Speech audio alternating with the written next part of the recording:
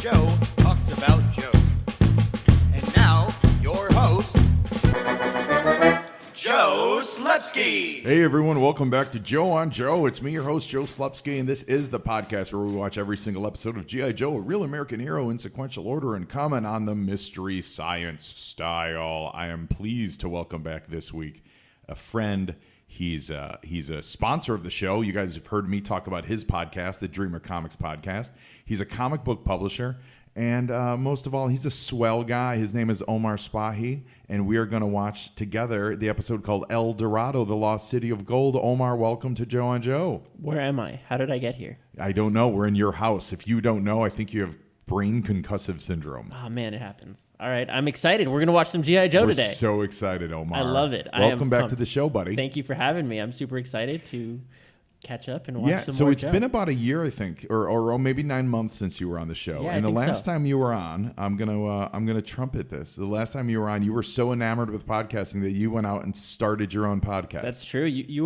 You and the show were a huge inspiration for me to go out and create my own. And since then, we've been very fortunate to make it to number 1 on iTunes, and it's all thanks to you. That's great. Well, you're welcome. First of all, I will gladly heap those lauds. Does that work? I don't know if that's a thing. I don't think that's a thing either, but you guys know what I'm saying. And I would thank you. I appreciate that. But tell me, so it's Dreamer Comics Podcast. We talk about it we talk about it every week on this show. Yeah, each week we interview a different comic book professional, and we talk about their process, how they became comic book professionals, because a lot of people think it's impossible. And so I kind of break down the who, what, where, when, and why, and and tell the secrets behind the some of Marvel, DC, Image, some of the greatest characters to ever be created. And who are some of the guests that you've had on? We've had Steven Seagal, Cena Grace, Kyle Higgins, Jim Valentino, you name it. Comic book legends who, if you don't know about, you get a chance to learn about and kind of experience new people. That's great. And I believe you had Ross Ritchie on. I did have Ross Ritchie. Publisher of Boom. Publisher of Boom. That's great. I mean, Jim Valentino, is he the publisher of Image, or is he used to be the publisher? Used to be. He is one of the 7 Image founders. Of course, which is huge. Yeah. And he is an amazing person, an amazing guest. Is he still attached to Image? Oh, yeah. Yeah. He's still putting out Rat Queens with them. And right. And so he created Shadowline, which had a lot of different imprints. They worked with Curtis Weeb a lot.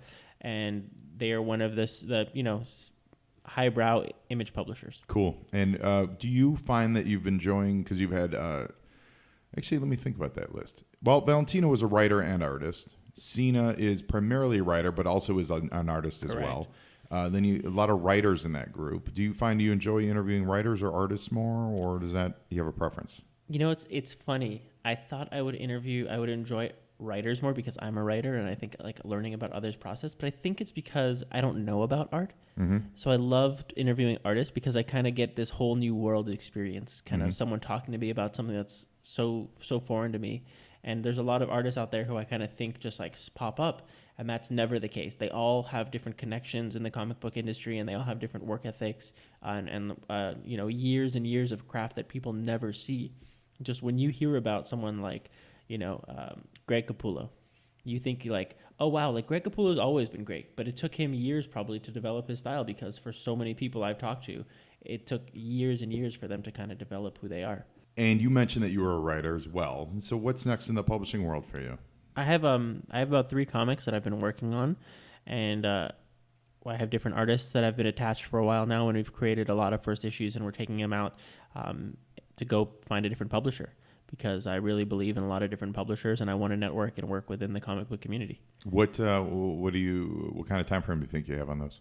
I think it'll hopefully be around 4 to 6 months till we're seeing him at another publisher. So 2019. 2019. Oh, keep an eye. And would it be under the awesome OSSM imprint, or? I'm thinking about starting a Dreamer Comics imprint. That's exciting, and it makes a lot of sense from a branding perspective. Exactly. And so I think it's cool to evolve and change my brand because I'm really passionate about it. I really love it, and I think people will get behind it. What kind of feedback have you gotten on your pod?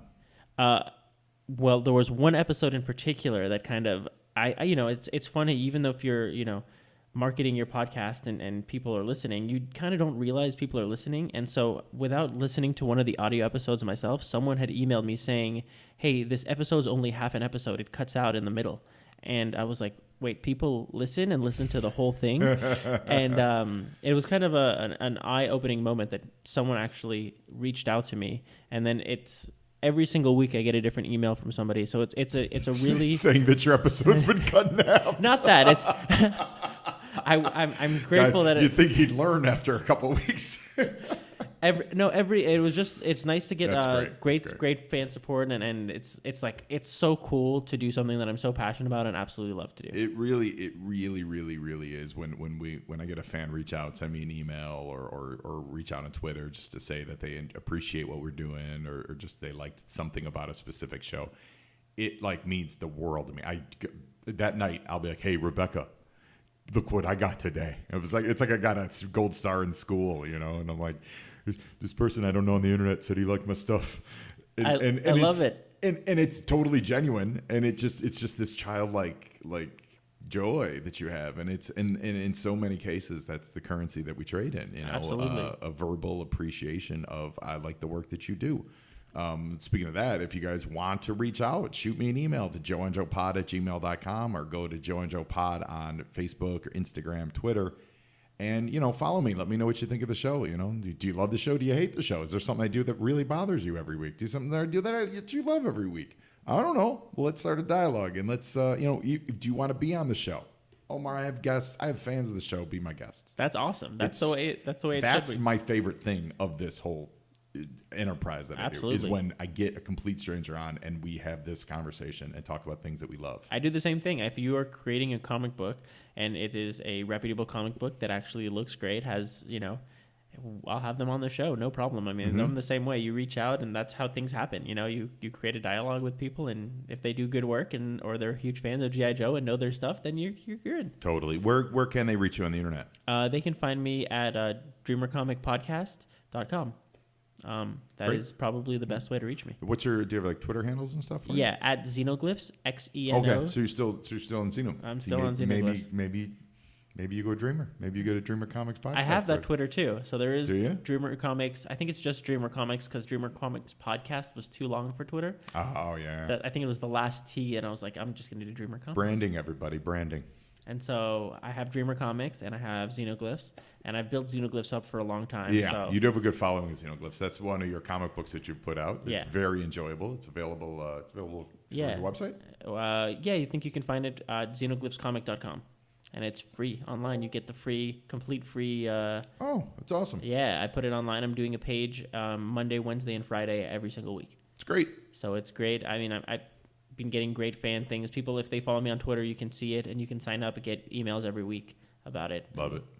You really do bring a positive energy to the comic scene. I love it. Everyone that I know that mentions your name or your name comes up in conversation, etc., so on and so forth. Don't mean to blow smoke up your skirt, but the next, it's always followed by, what a nice dude. Thank you, man. Not everyone says the word dude. That might just be me. Sometimes they say guy. Sometimes they say man. Sometimes they'll even say gentleman. I'll even give you that. Ooh, all right. But fancy. it's always like, oh, that Omar's a good guy.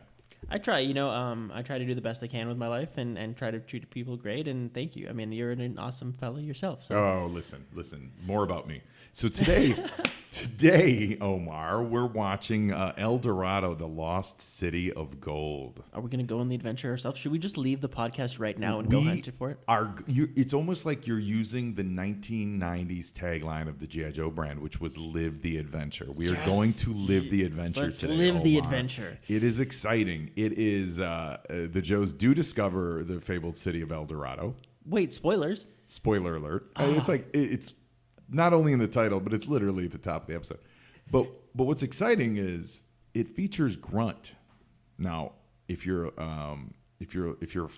believe in the Joe continuity, which I do, I like to think that it's all there's actual continuity in it.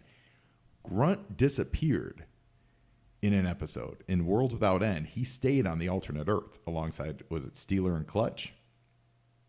So who's this? Ooh. That's the question. Also, ladies and gentlemen, Could it happen out of order? no. Well, okay. Know what? So maybe you know this what? was a No. prequel. Wait. I'll grant you that. I don't think so though, because if you follow the Cobra La movie, where Cobra Commander becomes a snake, then you go into the first season of the DSC episodes. He's still a snake. They turn him back into a humanoid form, and Cobra Commander spends the whole first season of the DIC as a scaly snake guy. You could see it just under his mask. In this season, he is a human again. Underneath his mask, you clearly see that he's got human flesh. He doesn't have reptilian skin. Mm-hmm. And Grunt is back. So it could be a whole prequel season. No. I don't think it can, though, because Destro's in his Iron Grenadier stuff. These are the questions that need to be answered. But so is Destro in his Iron Grenadier outfit in this episode? Yes. Ah, now you're so just messing Destro's with my in mind. the Iron Grenadier one, right? So you know what I mean. So so this is definitely later, but Grunt's back, but Cobra Commander is back to human, but we've never seen him get turned back to human. So is this another reality that we're watching? As we've previously posited, the DIC episodes might be another reality too. And when I say reality, I'm talking like Crisis on Multiple Earths kind of thing. You know, like the DC, like Earth 1, Earth 2 kind of reality. Because Grunt's here, and all those other things are also in play. So wait, I have a theory now. Okay. You've heard the concept of Crisis on Infinite Earths, obviously. Yes. Yeah. So what if each episode of Joe is a slightly different universe? That's like one universe over where one thing is different, and we have to pick up on that. And like, so every time there's a new episode. Yes. So every Cobra. What if? Oh, I love that. I like this a lot. So if the Cobra plan was the divergent point of the reality. So let's say in one reality, Cobras were successful. Ooh, yeah. And then in another one, they weren't. That'd be a great episode. So we keep following the successful ones, but maybe every once in a while we check in on, because not every Cobra plan leads to world domination. Sometimes they just win, right? Like, okay, maybe they win? Well, no, I mean, you know what I mean? Like Cobra could have a victory without taking over the world. Oh, of course. You know what I'm saying? Yeah. Like they can win a battle. Yeah, right. Like they could I don't even like they could take over an Arctic battle station, a polar station, and maybe defeat the Joes, steal whatever they wanted, and then leave, and then that adventure might be over, and the Joes would have lost. So maybe that's where we're at here. Maybe we've gone down too many. I don't know. I obviously and realistically, I'm reading way too much into all this. The fact is, they just reissued. The real reason is I disagree, man. I think you're reading into it just about. Yeah. Grunt is back. Yeah, the real reason is they reissued a Grunt action figure that year, so they had to use him in the cartoon. That's the only reason. It's really interesting because the whole show is a marketing ploy for action figures. Right. And I think it's genius, and I love it because you see something on TV and you're like, that's my guy. I got to go get that toy because I love that character from that episode that I watched. Mm-hmm. And so it's really interesting. I wonder if the characters that had more of an emotional anchor sold better. That's a really great question. I think I'm trying to think if I've ever looked at sales numbers. There must be some out there. I guess I've never thought to look at them. But like Duke was a super hugely popular character, and he was like the star of the show for the first season, you know. And like Flint was a major star, and they pushed him, and he sold a ton of action figures. That's a good look. It's a good idea to look for. Because is it more emotional context or number of episodes? Yeah. Because there's more characters that are in more episodes, so it'll be interesting to see. It always comes back to Snake Eyes. Answer in me goes, yeah, but Snake Eyes never had any episodes that were about him, except for the very, very first miniseries. He was one of the stars, and that was it. And he's the best selling. But I think with him, the excuse is the costume. Yeah. You think he's the exception that proves the rule? I think he is the costume, the figure itself was so cool that people were into it. Yeah. Whereas everything else was like, I had an emotional connection. Like he was the outlier because his outfit was so cool. He could look like a good guy or a bad guy depending on if you were a kid and you wanted to switch sides, or because he kind of had the mask, right? Yeah. Oh yeah. So he, you know. I like that. So maybe I think certainly Cobra Commander had such an outsized personality like that, and he sold a ton of toys. I would imagine he sold a ton. He's also the main baddie, you know. Like he's the main baddie, but he's you know what? I love this. Yeah, I think we need to start looking. I'm going to see what I can do by tracking down some like toy sales, like toy rankings. I like this. Yeah. I don't know. I have no idea how. I'm slightly turned on now. Is that weird? Really? I'm a tumescent. Yeah, I'm a little tumescent. I don't know how readily available that is, so I can't promise anything. But I will, and we'll talk about it on Twitter. How about that? How about a Zeno Glyphs Joe on Joe Pod Twitter conversation about all this? I love it. Twitter war. We're gonna have other people chime in with their favorite toys and which ones they had. And oh my god, it's so exciting. So so this episode does involve things that are bothersome to me when it comes to G.I. Joe. Like Grunt showing up? Ghosts. No, not Grunt, but ghosts. Maybe it's a supernatural crossover. From Yeah, you keep your peanut butter out of my chocolate when it comes to supernatural and G.I. Joe. That's not my favorite thing. But they had Scooby Doo, so I mean, you know. But G.I. Joe never crossed over with Scooby Doo. That would have been amazing. Whoa, I kind of been. That would have been great. Oh my god, it sounds especially so because cool. like you bring in Mutt and Junkyard, the dog handler. Oh man, with Scooby and Shaggy. Oh, okay. Wait a minute. Yeah, Hold on. I know we've got some fans out there who have some artistic skills. Have we ever done a Scooby, Shaggy, Mutt, Junkyard crossover? Oh man, I have to definitely Google the interwebs with Shipwreck and Polly with Scrappy Doo. Polly is the Scrappy Doo of the gang, and Shipwreck very much can be like Fred. Oh man. Or no, really Duke's more Duke's Fred. I was going to say Duke's. Yeah, no, Duke's Fred. Yeah, Duke's Fred. But I feel like the ascot made me think of Shipwreck. Yeah. Guys. But doesn't Daphne have an ascot? No. She has like a scarf thing, doesn't she? She has the purple. You know what? Hold on a second. Maybe it's Shaggy and Shipwreck and Scooby and Polly. But then what about Junkyard? Well, Junkyard, personality-wise, they weren't. The personalities in Shipwreck and Polly definitely were more outsized. That's fair. I like the dog connection. Yeah, I like that. I was gonna say. But I kind of don't. I need to have Shipwreck involved here. Yeah, and he makes sense. Him like a buttoned-up naval guy versus like a stoner hippie. Man, you know that's fun. I'm trying to think who has the licenses. I feel like we should pitch this as a comic book. DC does. You know people over there. I know people at DC, but I know. We know people at IDW. IDW has a license for Joe, right? And we do know people over at IDW. Yeah, absolutely. I like this idea quite a bit. Let's cast it right now. Yeah, okay. Let's cast it. I gotta say Shipwreck and Shaggy. Yeah. Scooby and Polly. Okay. I think that'd be hilarious because then Polly would hang out like on Scooby's back. Once they because first they'd have to hate each other. Oh yeah, that's how all of those crossovers. Yeah, and once they got along, they would start hanging out. So does Scooby go look for ghosts in a war zone? Does it happen in this episode? I don't know, but we need to cast it, and then we'll figure out what they do. Okay. Daphne is the redhead, right? Yep. She's the taller one. Yep. So that's her, Daphne and Scarlet, and then Fred and Duke. Yeah. That makes sense. Velma. The Baroness. But is the Baroness good with like technology and like the brainy one? Yeah. Oh, it's totally Velma and the Baroness. Okay. Totally Velma and the Baroness. So then I feel like. But she isn't. I'm not sure. I know. Well, she's a bad guy. Yeah, I was gonna say she's evil, so you can't have her be. Yeah, Velma's but, so like she's so brainy and smart. That's why I was like, I don't know if she would be a bad guy. Like now you're bringing a bad guy into the fold as like the crew. I think that's how you get. I think that's how you get. Okay, I think that's how you mix it up a little bit. All right, I'm gonna blow your mind. I think that's how you bring second. tension into it. All right, Snake Eyes and Scrappy Doo team up. Eventually, yeah. See, they do. Do you they see do. that happening? Because Scrappy's always like put him up, and Snake Eyes and him kind of go at it. They team up like they come in like the third act, and they've been there the whole time operating. But they send him on a separate mission. They're like, Snake Eyes, we need you to take that little dude and go over there. I feel like that's its own show right there. That is the spin-off show. It's its own subplot, absolutely. And Scrappy Doo never shuts up. And Snake Eyes is just literally, obviously, Snake's quiet the whole time, but Scrappy Doo just never stops shutting up. And we'll go cartoon incarnation so that there's no sexual tension between Snake Eyes and Scarlet because we want to keep that clean. Yep. I like the idea of Baroness being in the mix. Like there's something happens in the beginning. Ooh, okay. I like it. Like I like that the Baroness comes to the Joe team. Okay, we're gonna start this episode, ladies and gentlemen, and we're gonna write this.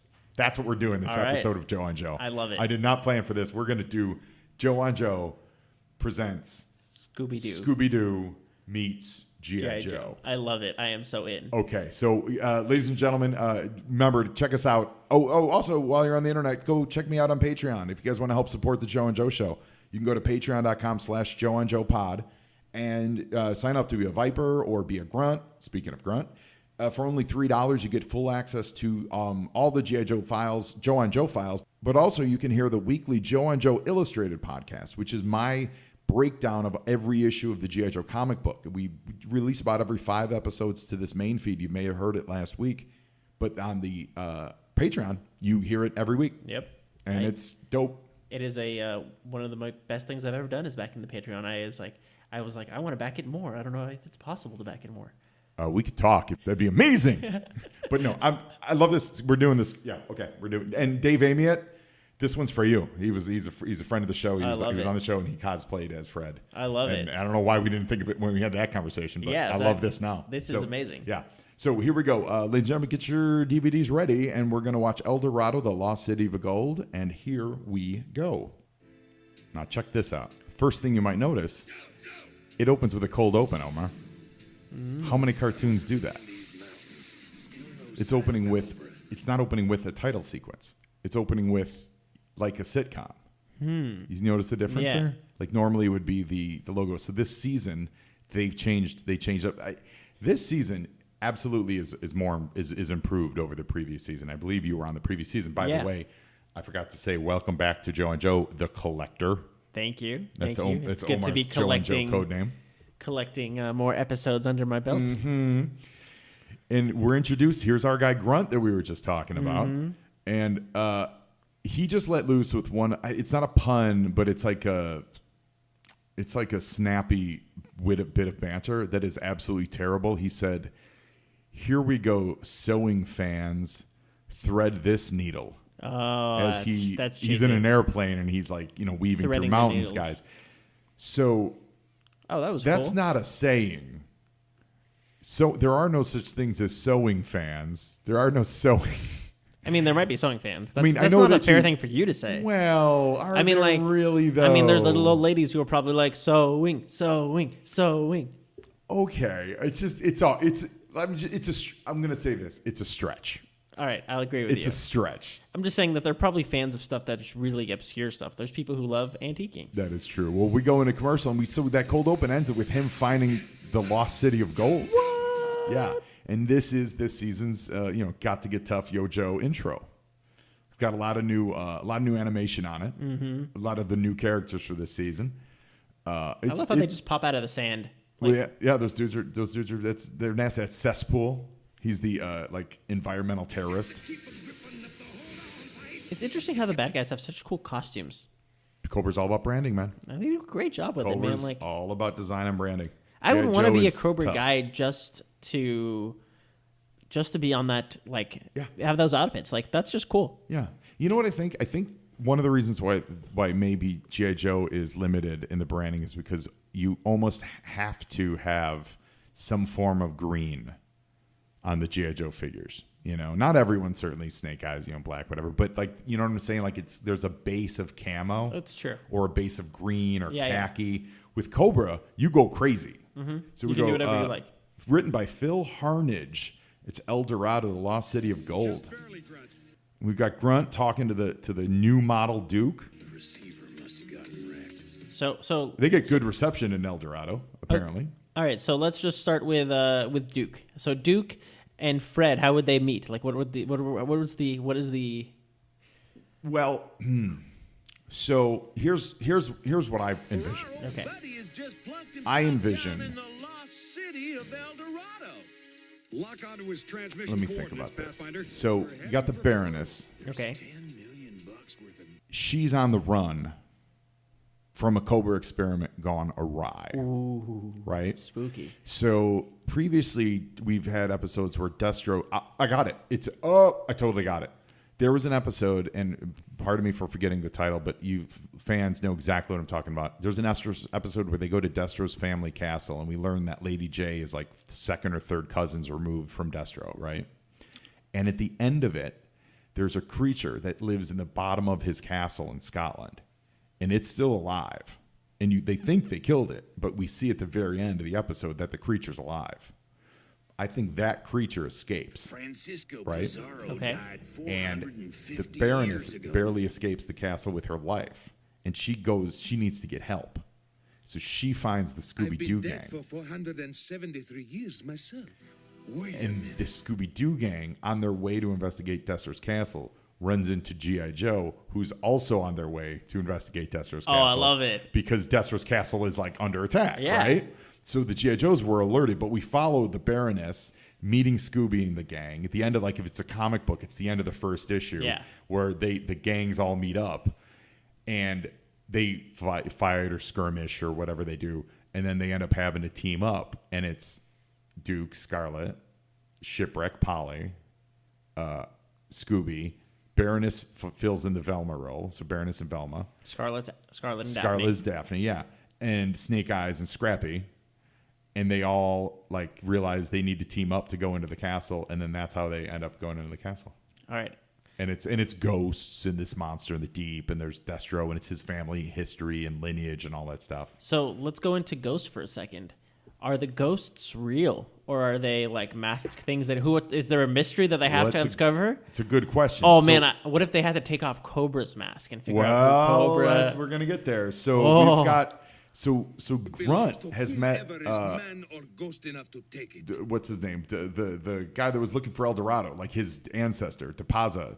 We were talking. I forgot. I missed his name. I missed his name too. But it's ripped out of the Indiana Jones and the Last Crusade. There's a living. I mean, that's what's happening here. There's like a living knight that's guarding the Grail. I love it. And in this case, it's the Lost City of El Dorado. So now Cobra Commander is also in this part of the world, and he's looking for the Lost City of El Dorado, and he's going to send the Cobra Bats, the robots, to find this Lost City because he wants to get rich. So he can find his world domination. World domination does not sound cheap. It sounds super expensive. World domination is very pricey. Yeah, there's very. There's a 4 money sign on Yelp for world domination. Very pricey. So I think that Cobra Commander and Destro were doing an arcane rite to raise that demon for world domination. Okay. Yeah. And I think they get possessed by the demon. I think that's what happens. And it turns them into like snake-like monsters. Okay. Right? We definitely need some kind of maskery, foolery stuff. And that's where Zartan comes into play. Okay. Because you can't do a G.I. Joe Scooby Doo story without having a mask being ripped off Zartan, right? On the other hand, are you sure you know what you're doing? Maybe Zartan gets possessed too? I got it. All right. Zartan, and we don't find this out to the end, but Zartan actually has been masquerading as Cobra Commander the whole time. What? So I love that. So you think that it's Cobra Commander and Destro, but then like in the third act or whatever, and you the whole time you've seen him as he's like snaky, but let's say he's in his Cobra Commander silver uniform, right? At the end of the third issue, it's a 4-issue miniseries. At the end of the third issue, Cobra Commander in his hood or Cobra Commander in his battle mask shows up, and they're all like, "What? But you're in the other room, and you're what?" And it's like, you no. The whole cross arm thing. Yeah, your eyes and it's crossed. like, no, like, I'm the real Cobra Commander. So they eventually then get it, and you think, oh, he's been possessed by a demon, but they pull the mask off, and it's Zartan underneath it. Then they pull another mask off, and it's actually someone else. And then it's really Zartan. Oh, I love it. Like there's like 5 mask pulls. I love it, man. It can't be a Scooby Doo episode. Yeah. So this is a little crazy. So the explorer that was entombed here, he's fighting Overkill, which is the head bat, and he turns into a ghost. And he now possesses Overkill. Okay. Ooh, look at the aura. It's so you yellowy. say okay as if this is a good thing for the G.I. Joe brand. Yeah, sometimes people get possessed by ghosts, man. Yeah, I don't know what to... I don't know what other expectations you had. I don't know what bothers me more. Grunt is... He's supposed to be dead. Supposed to be gone. Or gone in another dimension, yeah. And now ghost possession. So I don't know. I feel like ghost possession doesn't bother me as much as a Grunt, because at least continuity is... And there have been instances of ghosts on the show before. Okay. Yeah. So we're going to go into commercial and be right back. Today's file card is on the Sky Patrol Audible Frequency Specialist, codenamed Airwave. His file name is Cliff V. Mewitt. He's a grade E from Louisville, Kentucky, or Louisville, Kentucky. His primary military specialty is the Sky Patrol Audible Frequency Specialist. His secondary specialty is the Signal Corps Adjutant for JCS. Airwave can coax a signal through a shot-up PRC-77 receiver transmitter from the bottom of a rift valley during an electrical storm. He can improvise an antenna out of a wire fence, cleaning rods, or claymore wire and repair circuits using a bayonet and heat tabs for a soldering iron. Airwave's knowledge and skills aren't theoretical. They're absolutely practical where it counts the most. In the field. Quote, once, on a simulated artillery spotting mission in a deserted industrial complex, Airwave's radio was totaled by enemy machine gun fire. The squad immediately wanted to scrub the mission and call it a day, but not Airwave. As mock shells exploded all around, this diehard maneuvered his way towards a semi-destroyed telephone booth. When inside, he adjusted the phone circuitry and called his own artillery battery to relay the target coordinates on enemy positions. He believes that his job is not defined by equipment, but by problems and their solutions. We are continuing our exploration of the Sky Patrol. I gotta say, this one is so far my least favorite. First of all, Airwave's costume is a dud. It is puke green on tan. There's nothing really memorable about it. His name is really crazy. Cliff Mewett, for some reason. I don't like it. He doesn't look imposing. On the file card, his machine gun looks way too big for him. I would be willing to bet Larry Hama didn't write this file card. Because the primary specialty is not that his specialty is being the Sky Patrol Audible frequency specialist. That is his job. Someone screwed this file card up. And then when you look at the quote that's on his file card, it's a simulated artillery spotting mission. How is that heroic? He knows it's simulated. This isn't a thing that to make your file card. If you know it's simulated, then there's no big deal that he stayed in the field. If they wanted to make it a simulated thing and then like have something explode that was really dangerous and he ended up sacrificing himself or, to rescue his teammates, that's different. But that's not what this says. Honest to God, I haven't felt this strongly against an action figure in a long time. Here's a positive, though. Absolutely positive. He's got a cool helmet and visor. So not only does he have a removable helmet, which is like a spaceman helmet, but then this sweet like blast visor that goes over it. That is pretty cool. So Airwave, Cliff Mewett, yuck. We salute you. Pizarro. That's the explorer. Okay. I looked it up real quick. Like Pizarro's Pizarro's brother. Well, it's funny. He says he's the explorer Pizarro's older cousin. He said, that's Pizarro is my younger cousin, meaning he's actually even older than the 500-year-old Pizarro would be. No, I meant Bizarro. Oh, no, not Bizarro like from Superman. Pizarro, I mean, he has to come into the Scooby Doo crossover too, because it's just now you're just too much. See, now you've gone too far. You got to keep it under. You got to keep it tight. Here's one thing I'm not willing to compromise on. Vincent Price has to narrate the crossover. Yes. Vincent Price absolutely narrates it. Vincent Price is the old man. Oh, wait a minute. Oh, I just thought of something. Wait a minute. Hold on. I know we just went down this route of Zartan as Cobra Commander, and I do like that. So maybe it's not Zartan. Maybe it's Zorana. Oh, no. It's Xandar. It's totally Xandar. Wait, why can't it be all of them? He's pulling out 5 masks. Right. Well, that's my point. In every horror story, you need a guy that works at like the local gas station or the corner store that as you're coming into town, he warns you guys off. Like, don't go up to Castle Destro. It's going to kill you. You know, that guy, right? You know what I'm talking about, right? Of course. He's the first it's a warning. trope. Yeah. It's a trope. That's Vincent Price. Ooh. So they pull up, and I'm going to do a terrible Vincent Price impersonation. But he's like, hello, gentlemen. Welcome to Castle Destro. Right? I love it. And then they're all like, and they have an interaction with him, and he's like, if you go up that way, it'll be murder. You won't be coming down. Yeah. Scream! Right? And as they leave, he pulls his mask off, and it's Xandar, Zartan's brother. I love it. Oh, this is so much fun. Yeah. How come he's possessed and takes the hat? That will be... Yeah, because it's got to show that he's really Pizarro. It's not me. Overkill's not. Yeah, it's not really Overkill. It's Pizarro. Now, the other question I have here is when you first met him, and granted, it's not like we spent a lot of time with him, but Pizarro seemed like a good guy. He was like just chilling, protecting his city, right? Yeah. But given the opportunity, he takes over this bat and tries to kill everybody. So what kind of homicidal maniac was Pizarro? I think it was an older time. Things were different back then. That's how they solved their conflict. You think? And also, he's protecting his city. So maybe he's like stir crazy because he's been locked up for 500 years. Yeah, that too. Yeah. He jumps in the first body he can get. Yeah. So Cobra attacked all the bats because then not only is Pizarro in Overkill, which Overkill is like the head bat robot. Poor Overkill's But leg. then he got to get the hat though. Pizarro's dead soldier ghosts took over the bats too. Ancient conquistador he claims to be. And they're watching these ghostly apparitions reinvigorate these, quote, dead robots.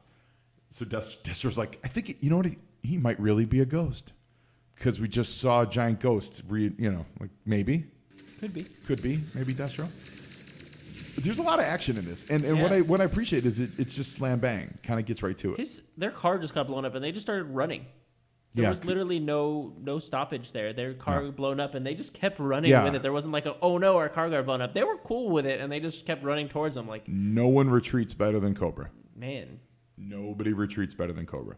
And now here come the Joes, and the Joes are coming. It's Low Light and Pathfinder and Roadblock and Duke, and they're all coming in to rescue Grunt. All right. Look at that goatee. I don't know if that's even called a goatee. Isn't it a soul Van patch? Dyke? Soul patch. It's a soul patch? patch. Soul Yeah, patch. it's a soul patch. Yeah, Rock and Roll's got the soul patch. Or Roadblock's got the soul patch going on. Sorry. Yeah. I like that. There's a whole lot of Joe adventures that only happen because one of their guys get shot behind enemy lines. Yep. I feel like that's a lot of their It's a adventures. lot of them, yeah. It really is. Oh. It's absolutely Wow. the case How did here. that car crash was so convenient that it landed right at Cobra's feet. I like the way Cobra Commander looks in this season too. He's a little cartoony, but it works for the style of the show. Yeah. But I like the larger eyes in the hood, so you could see more of his actual human eyes. So why is he surrendering?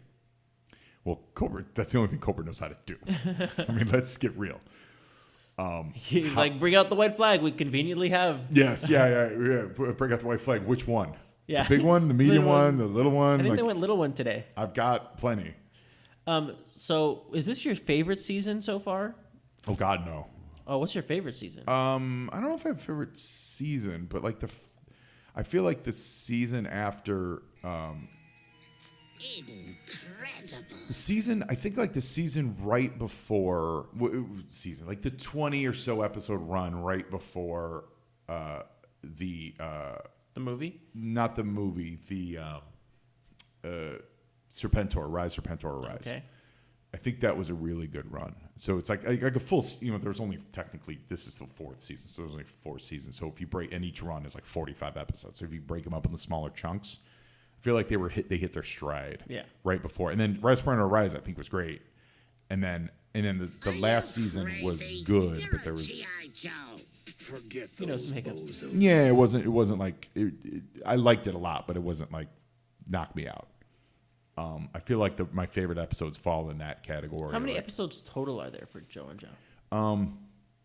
So the Sunbow stuff it kind of depends if you count the miniseries. Is it 1 episode? Is it 5 episodes? Is it whatever? Let's say they're 5. So it's around 94. If you count every single episode of the miniseries as a single episode, you get to around 94, 93. Cool. Somewhere in that range. And then there were 45 in the DIC ones, and then this is DIC season 4, and there's much less in this. I think there's only like 24 in this one. Oh, interesting. So we're in the final stretch. Okay. Yeah.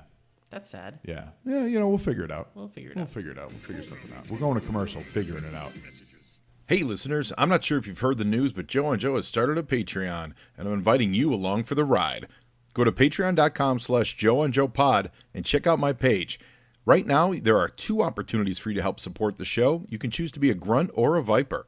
Grunts get access to all the Joe and Joe episodes and early access to new episodes as they're created. Vipers get all that and access to my all-new spin-off podcast, Joe on Joe Illustrated, where I will be breaking down every single issue of the G.I. Joe comic books, page by page, in the deepest dive you'll ever hear on G.I. Joe. So go to patreon.com/JoeOnJoePod and see what's happening over at the Fort Wadsworth Motor Pool. We'll see you there. That was a very stern Destro we just saw. Yeah. Did you catch that? No, I missed He that. was like you can't see this on podcast, everybody, but picture the most intense looking Destro you've ever seen. But okay, so Sure thing, Snake. have you thought about doing anything about the movies, like the The live action ones. live action ones? Yeah, I have a feeling we'll do them. Okay. Maybe, you know what we should do? Maybe we should do them as a live video stream. Ooh, Do I it like love on that Twitch idea. or something like yeah, that. I think that'd be awesome. Maybe that's what we do. Maybe we set up a video, because that's the kind of like doing what we do here. There's a cadence to a cartoon. Like there's a constant soundtrack underneath. Yep. You know, there's the lines are written in a way that it's snappy banter. Almost every line of dialogue is some attempt at a complete thought. Yeah. You don't. That's not how movies are made. That's not what a movie is. To build up and So I like to say that we do this MST3K style, which we do, but we don't though. Like they rewrite jokes, they pre-write jokes, to punch with certain places and stuff, and that's not what we do.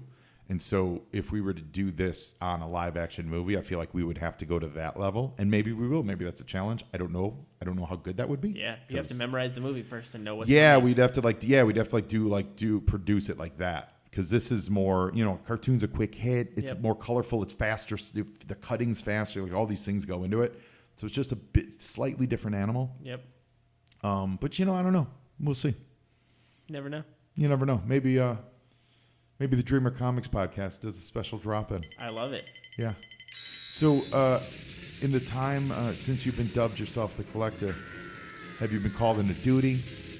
Have I been called since what? You've been the Collector on the Joe and Joe pod? Have you been called into service? Have your services? What's the best collection thing that you've gotten? Like Man. what's the one collectible? Man, I'm gonna go super nerd right here. Yeah. And normally, like I do a show on comic books, but I think I'm gonna go even nerdier. Yeah. Pokemon. Oh no. Oh yeah, I went deep down the rabbit hole. Really? Yeah. What are you getting? All the legendaries. I live in Santa Monica, where there are these things called spoofers. What are spoofers? So spoofers are people who play Pokemon but don't actually show up at the location. So like if you're in like a 20-person raid, no one is actually there. You'll be like the only person standing there. Is this Pokemon Go? This is Pokemon Go. Pokemon Go. Okay. And like it has been a crazy joy in my life, so I'm very thankful for that, and it's been so much fun to kind of just play that and enjoy it. So explain what the raid. What is the raid? What is this? You have to rework spoofer. What is spoofer? A spoofer is someone who is playing but not actually in that location. So they're rigging their GPS to make them think they're somewhere they're not. Oh, they rig their phone. Yeah. Oh, okay. So they're extra sneaky. Okay. So real quick, Grunt just summoned yet another ancient. Why does he look like a clown from the back? He does look like a clown. I believe this is like definitely not a clown. It's like not Montezuma or something. It's probably, but it's the guy who lived in El Dorado, and because Bizarro was a conqueror, like a conquistador. Yeah. He's not from here, from El Dorado. So this is the dude that lived in El Dorado. Yeah, he looks like the dude who lived in El Dorado. Right, exactly. So now Grunt. Those two are going to go at it, aren't they? Exactly. Grunt called him and was like, "What's up, player?" Oh, Joe. Oh, so Pizarro teamed up with Cobra Commander? Yeah. What? Which makes sense if he's a plunderer. Of course, yeah. I was trying to defend him, like maybe his homicidal tendencies. Right. But no, it turns out he teams up with Cobra Commander. Now you could say that maybe he was it was the evil of the programming of the robot that he was in. Yep. Okay, maybe. Maybe. I'll give you that a little bit. But now that you see that he was a conqueror, a guy that came into this city and took and pillaged, and he was a plunderer. That's the word I was trying to. Yeah, he was a plunderer. So okay, I get it. Look at that shield just blocking these lasers. It's a good shield. Well, it's gold. Yeah, it's gold shield. That's a great shield. Yeah, and this time the ghosts are not putting those bats back together because it's like an original Ghost Ecto Blaster proton pack. Oh yeah, he's totally ghost busting him right now. Wait a second, do they come into the Scooby Doo crossover too? But they could. That would be crazy. Have you ever seen a Scooby Doo Ghostbusters crossover? No, I don't think so. Ever have. I feel like there is that. There has to be that. I mean, there has to be. And the crazy part is, like, and for the record, this is stealing from Ghostbusters. This is long after Ghostbusters were. Oh yeah. So this is them just saying, "Hey, let's do Ghostbusters," which is I love it. That's great. Love it, yeah. So the native, the El Dorado native, which again, I'm sorry if I missed his name, he just used his ghost proton pack. Wait, so we have to bring in like Slimer, like what is his name? Slimer? Slimer, yeah. Yeah, I think. Like, it was Slimer and Scooby would be partnered, teamed up. Yeah, this would be an hour long. This would be an hour and a half long movie. Egon, this sort of writes itself. Egon and Velma. Oh yeah, for sure, they hook up. Yeah, Winston and Fred. And Duke. No, well, okay, so bring in the JJ. But Winston and Fred would be teamed up. Yeah. But I think it's a three. Because Daphne and Bill Murray, what's his name? Oh man, Not Ray Stantz, Peter Venkman. Yeah. Yeah. Daphne and Venkman would have to be Yep. paired up. That's Yep. a no-brainer. That's just the silly And then thing. you get Ray and Shaggy. Oh my God, Ray and It Shaggy. makes sense. How has this not happened? I don't know. This is a genius idea. How has this not happened? Man, we need to just be on the phone just making this stuff happen constantly. This Because is so that cool. actually works perfectly. Dude, all of this works perfectly. So that dude turned back into a gold statue, and the Joe saved the day. So they kept El Dorado to the golden city of its own forebearers. And that's it, Omar. I love it. Another man. great episode of G.I. Joe, right? Go, Joe! Yo, Joe! I loved it. I actually liked the episode. I did too. I do. I dislike the magical Ghost, stuff, but whatever. I I think it's a fun episode. I think so too. I think there was a lot of action. Yeah. I think it was nonstop, kept you going, and it was so much fun. Using a lot of favorites: Duke, Low Light, Roadblock, Grunt, Overkill. and Overkill, and Pathfinder has been a favorite on the show. Although I like to make fun of him. Pathfinder is a jungle tracker. Mm-hmm. Like he would, if you get lost, his specialty is I'll find the path. But his weapon is a weed whacker, and I'm not exaggerating that. It is a glorified weed whacker to cut through a jungle. But he's cool. He's got that cool hat. He had the machete before. He was like, "No, I'm good on machetes." Yeah. Well, there's the thing. Rakondo had a machete. Did Outback have a machete? But Rakondo definitely had a machete. But I feel like he was like, "I could have had the machete, but Yeah. I'm going to They go had automatic." Joes with machetes, and they were like, we're over machetes. Let's go for full weed whacker. Yeah. I love it, man. I think this is a good episode. Thank you for joining us. Thank again, you so man. much for having me on. And I need to know why these crossovers haven't happened. I don't know. I feel like In a real way. I agree with you. Ghostbusters, Scooby Doo. Scooby Doo has never teamed up with Ghostbusters. Or G.I. Joe. Or G.I. Joe. Both of these things need to happen. So, ladies and gentlemen, you guys got the ear of Hasbro and Warner Brothers. We know some people. We'll scream to the high heavens. We need to make this happen. We need to make this happen. G.I. Joe thing absolutely needs to happen. That would be an amazingly fun crossover. Oh, man. It's just... We'll do it in the cartoon universe with all the talking animals and all that stuff. That's hilarious. And then the Ghostbusters one seems like It's a no-brainer. the biggest no-brainer. The G.I. Joe one, I get it's a bit of a stretch. No, but I mean... Well, no, it's fun because I love seeing. I do enjoy 80s cartoon, 80s cartoon, Yeah, 80s cartoon. Yeah, I do love seeing two kind of opposite franchises. See how if you can get them to mesh well. I like that. But the Ghostbusters one is No-brainer. how has that not happened? There must be some major legal Licensing thing of we will never, because they actually match up perfectly. Yeah. You put all those guys together, doesn't make sense. Even the Fred Winston thing, you get White Bread Fred with Winston. I mean, come on, it's great. It's a no-brainer, man. Egon, Velma fall in love. They have Slimer and Scooby, of course. Yeah. They both would eat everything. Oh my goodness, they'd be Picture competing Slimer for... in the Scooby snacks. Dude, the conflict writes itself. Slimer eats all his Scooby snacks, and Scooby's pissed. No, he's not pissed because he ate them. He's pissed because they're all slimy. That's true, because they just go through his body. And Peter hitting on Daphne, Oh yeah, that just... all-time great. Oh my god, and she's just like, I'm with Fred. Yeah. But he's not because they're not. Yeah, Because it's a cartoon. and Ray and Shaggy would be dynamite. Oh, 'Cause dynamite. Ray's like Mr. Business, we got to bust ghosts and we got to do some business. And Shaggy's a stoner slacker. Yeah, he's like, no, I'm just going to be scared. Yeah. But there's ghosts out there to bust. No, I'm good, man. I'm good. Hey, man. Wait, you're telling me you do this for a living? I adore both of these ideas. Oh my god, me too. So if you guys are listening, let's raise the noise on this. Let's make it happen. Let's do it. Let's make some fan art happen. Let's make concept art. I love it. And in the meantime, I want to thank Omar Spahi I'd like to thank Joe Slepsky. from the Dreamer Comics podcast. Thank you so much for having me on the show. Thank you for always being a member of Joe and Joe. Now you're Joe, and Joeing's half the battle.